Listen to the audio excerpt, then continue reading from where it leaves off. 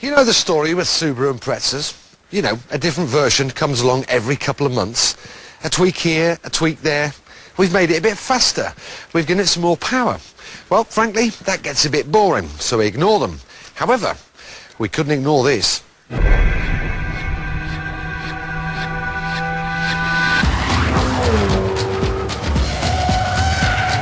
Like a high-tech piece of rock, it has the right names written throughout it.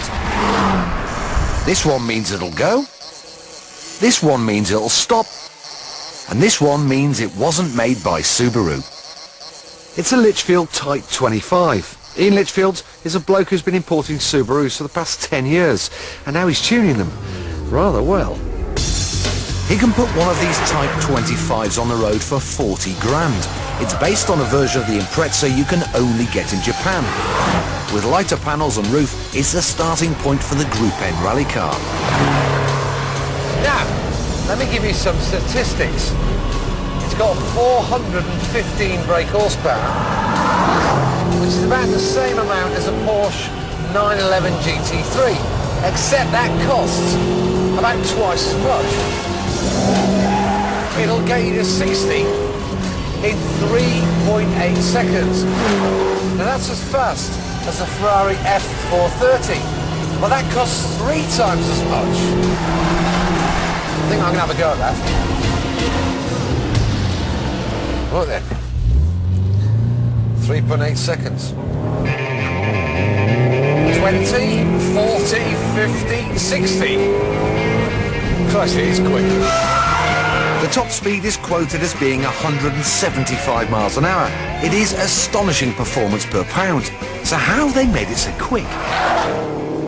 Well, every little bit of the 2.5 litre engine has been improved, from a one-off turbocharger to a bespoke exhaust. But here's the key. Everything is designed to look as original as possible. They didn't want a tacky engine bay that looks like it's been designed by a lottery winner.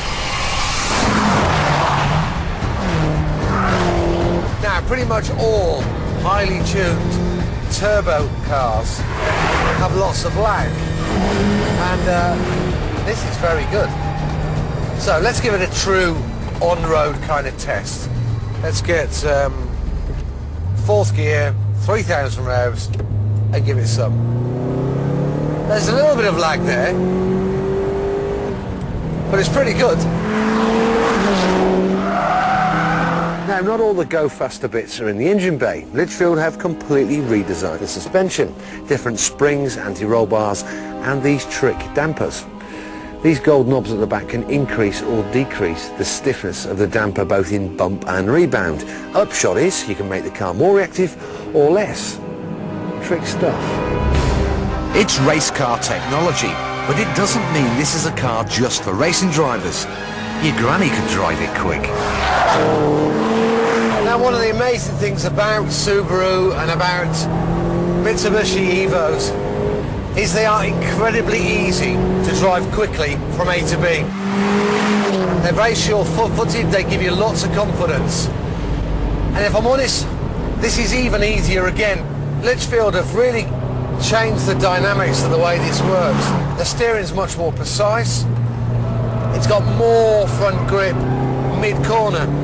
Because it's got more power, and the way the power is delivered, you can make the car slide, you can make it balance. It still has understeer if you drive it a little bit too smoothly. So I'll show you. Turn in, understeer. But if you're a bit more aggressive like this on turn in, then you can make the car more neutral, and that's more fun to drive. What impresses me most is that this isn't just a boy racer's fantasy. It's not a hardcore stripped-out racer. It's got climate control and electric windows. It's got 4 doors and a boot, for heaven's sake. And if you want, they'll supply it in a dark colour, with a subtle spoiler and more soundproofing for those who want to keep a low profile. The handful of cars that have been sold tend to belong to supercar owners who want something more practical for their garage. The irony is, this is probably the quickest thing they own.